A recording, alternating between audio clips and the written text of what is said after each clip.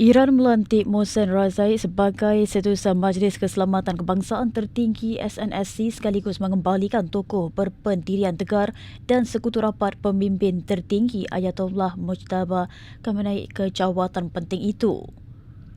Razai menggantikan Muhammad Bakar Zulkar sebagai pimpinan kedua badan yang menyelaras dasar keselamatan dan luar Iran itu yang dipengerusikan Presiden Masud Pezeshkian.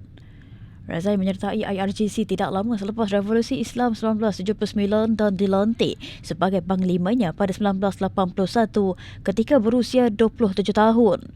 Beliau mengetuai IRGC selama 16 tahun termasuk sebahagian besar tempoh Perang Iran-Iraq dari 1980 hingga 1988 selain mengawasi pengembangan keupayaan darat, laut dan udara pasukan berkenaan.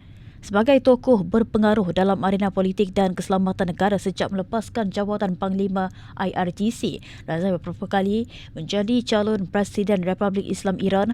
Beliau turut berkhidmat sebagai timbalan Presiden Hal Ehwal Ekonomi dari 2021 hingga 2023 di bawah pentadbiran Presiden berpendirian tegar Ibrahim Raisi. Razai dilantik sebagai penasihat ketenteraan kepada Khamenei pada Mac lalu selepas Mujtaba mengambil alih jawatan pemimpin tertinggi Iran menggantikan bapanya Ayatollah Ali Khamenei yang terkorban pada awal perang AS Israel terhadap Iran. Razai aktif dalam gerakan menentang monarki Pahlavi yang digulingkan pada 1979 ketika beliau masih remaja dan pernah dipenjarakan oleh Perkhidmatan Keselamatan Shah SAVAK pada 1973.